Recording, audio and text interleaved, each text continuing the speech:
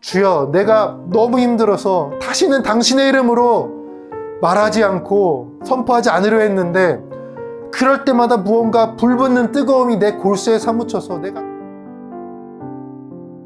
여러분, 우리가 이거 없으면 30분도 못 산다. 어떤 게 있죠?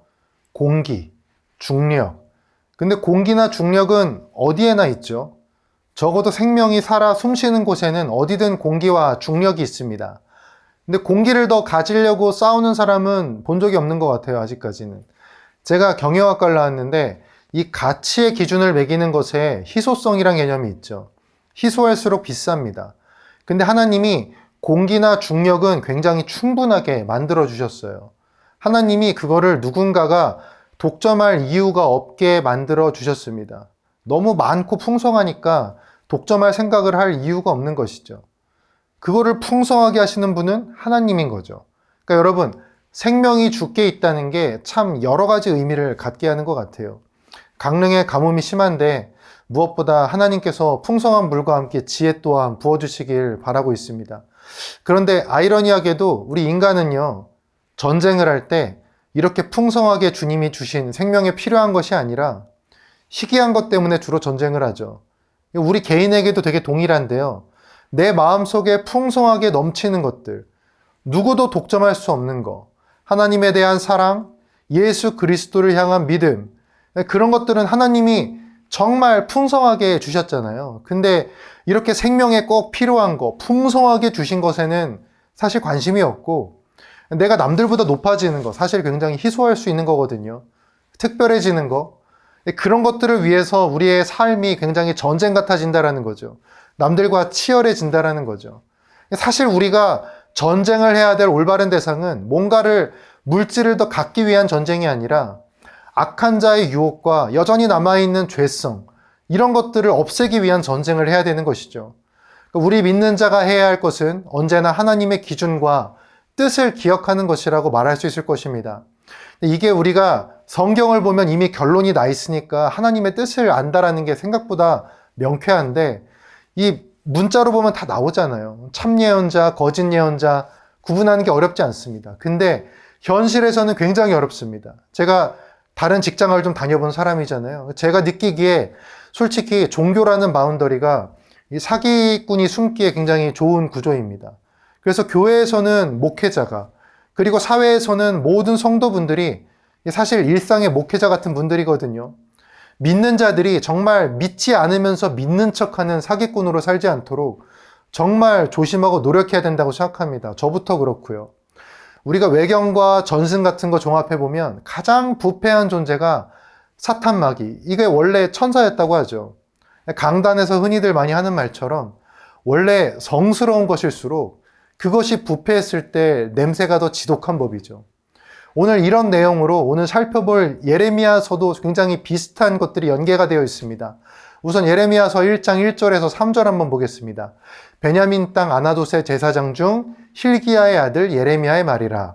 아몬의 아들 유다 왕 요시야가 다스린 지 13년 만에 여호와의 말씀이 예레미야에게 임하였고, 요시야의 아들 유다의 왕 여호야김 시대부터 요시야 아들 유다의 왕 시드기야의 11년 말까지 곧 5월에 예루살렘이 사로잡혀가기 전까지 임하니라.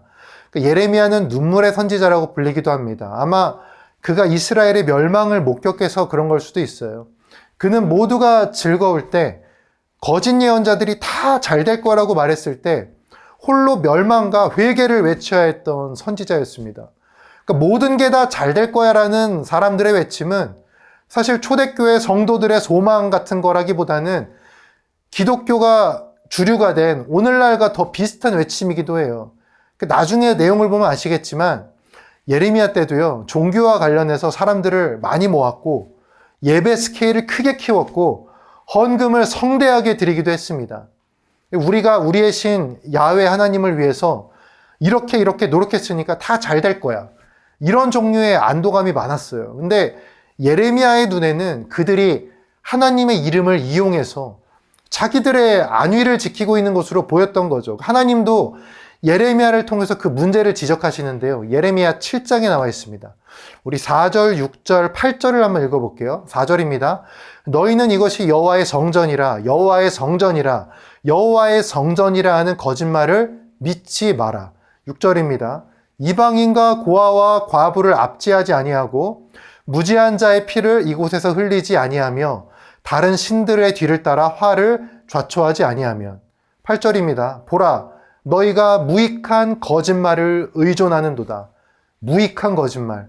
그러니까 하나님의 말을 청종해서 사랑을 실천하는 그런 게 아니라 힘을 모아서 신의 이름으로 마치 십자군 전쟁하듯이 싸우고 뭉치고 세력을 만들고 좀 멋있게 보이고 그런 것이 승리의 길이라고 주장하는 거.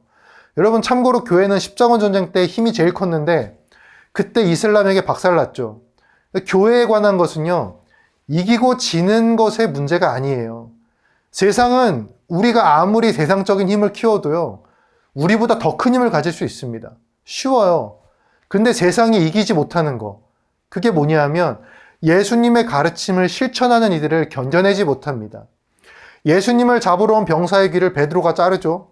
근데 주님은 그 베드로를 책망하시고 그 병사의 귀를 고쳐주십니다. 원수를 사랑하시는 거죠. 행동이 금지된 안식일에 생명을 살리기 위해 행동하십니다. 자신을 높이는 것에는 신적 능력을 사용하지 않으시지만 낮은 자를 돌보고 아픈 자를 고치고 배고픈 자를 먹이시며 무엇보다 믿음을 심어주려고 하실 때 하나님이 능력을 보이십니다. 여러분, 우리에게도요, 그런 신적 능력이 있습니다. 우리에게 있는 능력이 뭐죠? 하늘을 날고 금은보화 만들고 그러는 건가요? 뭐 그런 걸 수도 있는데, 그런 건 우리 인간이 영화나 소설에서 상상으로 만들어낸 신들이 보이는 모습이죠. 하나님의 역사는 영화로 담아낼 수 없어요.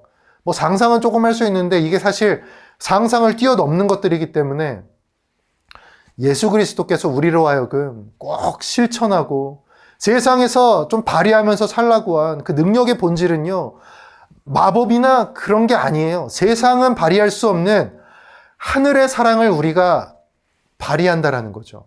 세상에 있는 것으로는 뭔가 대단하게 만드는 거, 이게 우리의 능력이 아니라 세상에 없던 하나님의 사랑을 우리가 예수 그리스도를 믿는 믿음으로 본받아 세상에 보여주는 거, 그게 우리의 능력이라는 거예요. 불가능해 보이나요?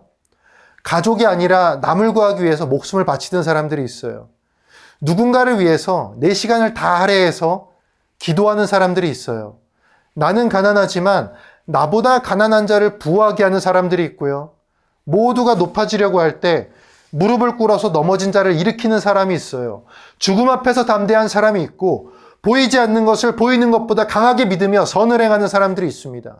많은 사람들이 자기들의 상상으로 번개, 불, 천둥 이런 거 내뿜는 신을 그렸었는데 진짜 신께서 이 땅에 오셔서 보여주신 능력은요, 파괴적이고 지배적이고 고압적이고 이분법적인 게 아니라 포용과 섬김과 겸손과 화합, 유일하신 하나님께서 우리에게 보여주신 진짜 신의 능력은 그런 사랑이었던 겁니다. 그리고 우리의 역사와 주변을 보면 그런 능력을 발휘해서 살아온 사람들이 많이 있다라는 거예요.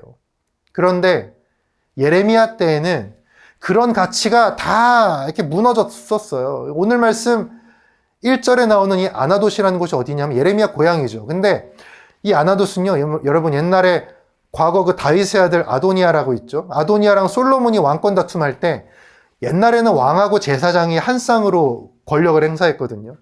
그러니까 아비아달이라는 제사장은 다윗이랑 학기 사이에서 태어난 아도니아랑 가까이 지냈고, 사독이라는 제사장은 다윗하고 밧세바 사이에서 태어난 유명한 그 솔로몬하고 가까이 지냈습니다. 결국엔 솔로몬이 왕권을 차지하죠. 그러니까 아도니아랑 가까이 지냈던 이 아비아달이 파면이 돼가지고 자기 고향으로 쫓겨나는데 거기가 아나돗이에요. 오늘 나온. 그러니까 솔로몬의 후손들이 계속 왕을 하니까 이 아나돗은 그 몰락한 제사장 집안 사람인데다가 그쪽 지역에 대한 대접이 좋지 않았겠죠.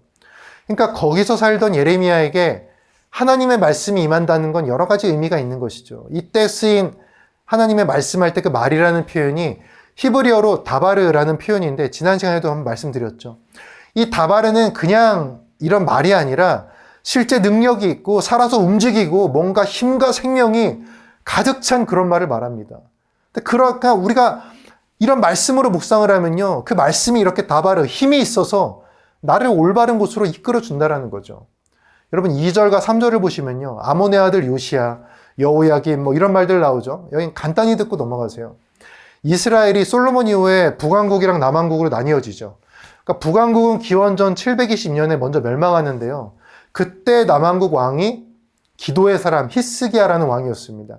히스기야 다음이 므낫세, 그 다음이 아몬, 그 다음이 요시야 이렇게 이어지는데요. 요시야는 정말 훌륭한 왕인데 좀 안타깝게도 전쟁에서 죽죠. 이 요시야가 죽은 후에요. 요시야의 넷째 아들 여호아스가 왕이 되는데 금방 폐위가 돼요. 그리고 요시야가 이제 죽었으니까 뭐 리더도 사라졌고 왕도 폐위됐고 이스라엘에 대한 애굽의 간섭이 심해지겠죠. 이집트에.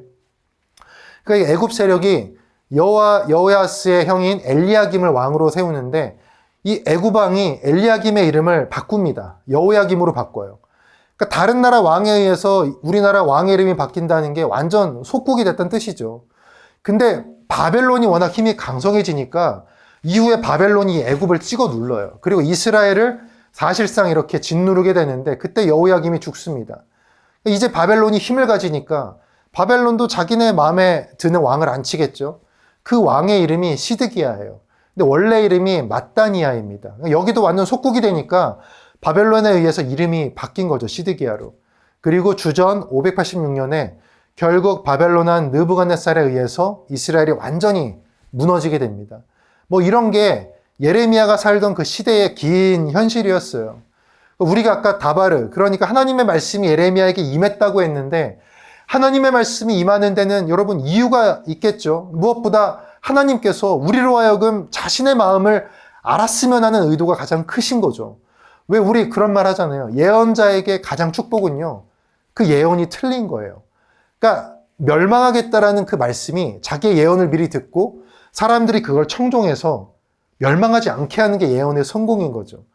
근데 말씀을 보면 예레미야는 하나님의 말씀을 듣고 이런 탄식을 합니다. 하나님, 제가 태어난 곳 좀 보세요. 야나도 몰락한 곳, 그런 사람들 모인 곳, 저는 거기다 어린아이예요.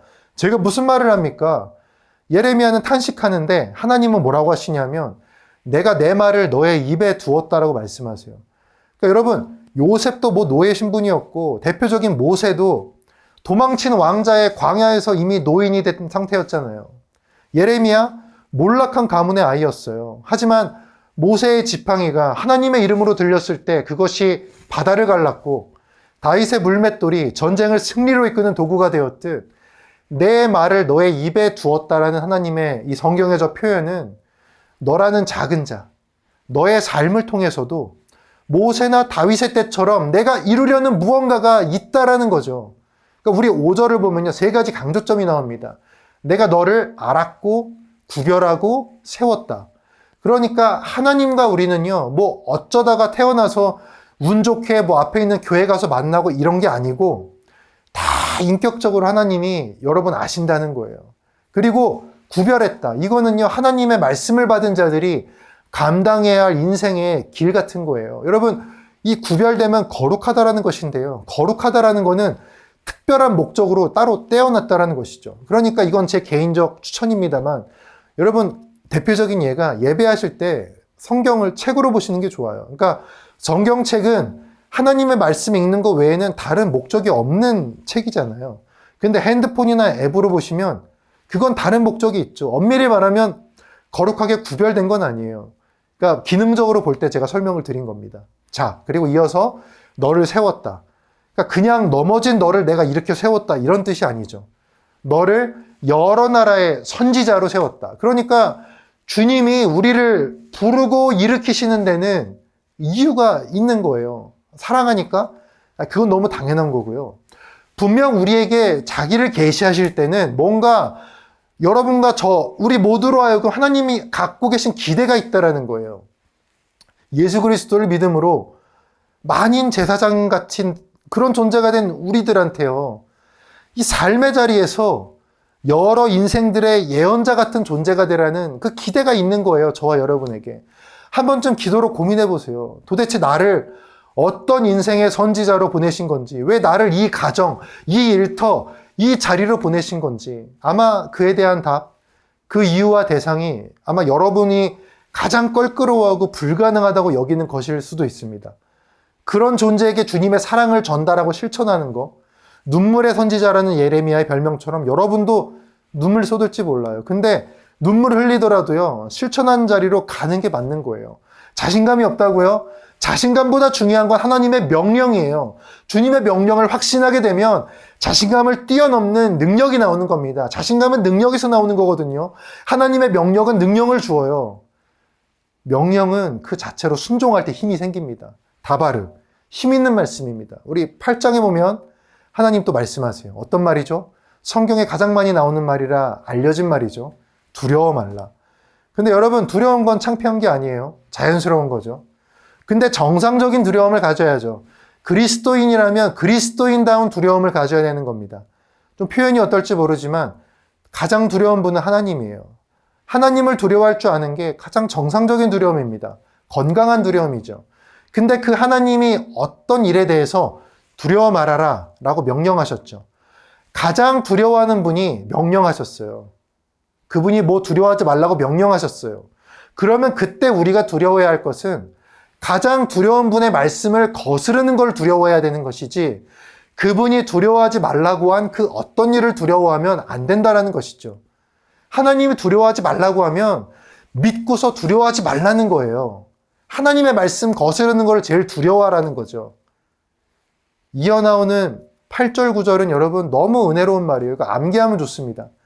너는 내가 명한 것을 말해라. 두려워 말아라. 내가 너를 구원한다. 내가 내 말을 너의 입에 두었다. 그러니까 주님의 말씀을 예레미야의 입에 맡기시겠다는 건데, 이제부터 그의 말이 하나님의 뜻과 동질성이 부여된다는 것이죠. 그리고 그 말은 힘이 있어서 설득이 아닌 선포만으로도 역사가 일어나는 힘의 말씀이 되는 것이죠. 진정한 다바르가 되는 것이죠. 여러분, 오늘날 성경 읽으시면서 혹시 그냥 소비를 하시나요? 성경을? 생산자가 되어야 됩니다. 읽으신 게 여러분의 영을 관통해서 여러분의 입과 글과 행동으로 표현돼야 됩니다. 일상의 예언자가 되는 거죠. 예언이라고 할 때요, 미래를 예측하는 게 아니라 예금의 예자예요. 말씀을 맡아둔다라는 거예요. 그러니까 하나님의 말씀을 내가 마음에 담아두고 그 입에 그 말씀을 삶의 여러 모양으로 선포하고 담대하게 행동하는 게 여러분들이 일상에서 예언자처럼 사는 겁니다. 여러분 혹시 나 같은 게 무슨 뭐 이런 생각하세요? 그러지 마세요. 예레미야는요, 자기가 몰락한 집안의 사람이라는 거, 어린아이라는 거, 또 그런 환경 속에서 주눅이 들어가지고 스스로 말하잖아요. 나 같은 게 뭐랍니까? 겸손을 빙자한 교만이죠. 자기를 낮추는 건 좋은데요, 하나님이 명하시는 순간의 낮춤이라는 것은 나를 완전히 비우는 거예요. 내 생각, 내 겸손이 아니라 순종이 가장 낮추는 거예요. 맞습니다, 주님. 그리 될 겁니다. 이런 순종의 응답이 필요한 거죠. 나는 부족하지만 내가 순종할 때 그리 될 줄 믿습니다라고 하는 게 가장 겸손한 거예요. 세상의 관점으로는 예레미야에게 하나님의 말씀 임할 수 없어요. 세상의 관점으로는 왕 옆에 있는 제사장, 그 사람이 하나님 말씀하는 사람이죠. 근데 하나님은 세상에 종속되는 분이 아니죠. 그분의 말씀은 제도가 아니라 그분의 뜻으로 세운 자에게 맡겨지는 겁니다. 일상도 같아요. 세상 눈엔 안 되고 아프고 무너지고 포기하는 게 자연스러운 일들이 많아요. 하지만 여러분이 하나님을 믿는다면요, 모두가 끝이라고 할 때 여러분은 한마디도 할 수 있어야 돼요. 저에겐 아직 한 가지가 남아 있습니다. 그것만 온전히 기대서 다시 해보려 합니다. 여러분, 어떤 상황에서든 나 같은 게, 이런 말 절대 하지 마세요. 여러분 어떤 사람이냐면요, 예레미야보다 더해요.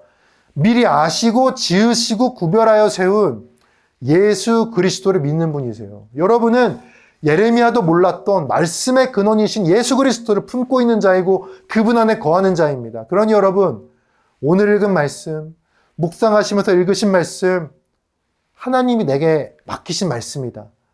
주인이 달란트 맡겼을 때 그것을 늘린 충실한 종처럼 여러분에게 맡긴 그 말씀, 저 못해요, 뭐 이런 말 말고요. 우리 이제 답을 바꾸자는 거예요. 자신감보다 중요한 게 하나님의 명령이라고 했잖아요. 주님, 말씀하소서. 제가 듣겠나이다. 주여, 저에게 더 하실 말씀 없으십니까? 하나님께 그런 기쁨의 고백을 좀 해보자는 거예요. 세상이 우리를 힘들게 해가지고요, 예레미야 20장 9절의 말씀처럼 우리가 조롱거리가 되고 모욕을 받는 순간이 와도요, 그 시절 예레미야가 다시 했던 그 고백처럼 주여, 내가 너무 힘들어서 다시는 당신의 이름으로 말하지 않고 선포하지 않으려 했는데 그럴 때마다 무언가 불붙는 뜨거움이 내 골수에 사무쳐서 내가 다시 당신의 이름으로 살게 되고 당신의 이름으로 선포하게 됩니다. 그 고백이 저와 여러분에게 있게 되었으면 좋겠습니다. 성령께서 언제든 다시 우리를 뜨겁게 하셔서 예수 그리스도의 복음을 내 삶으로 다시 그 뜨거움으로 전파하게 해주실 것을, 성령이 힘을 주실 것을 믿으시고 나아가시기를 바라겠습니다. 자, 우리 함께 기도하도록 하겠습니다.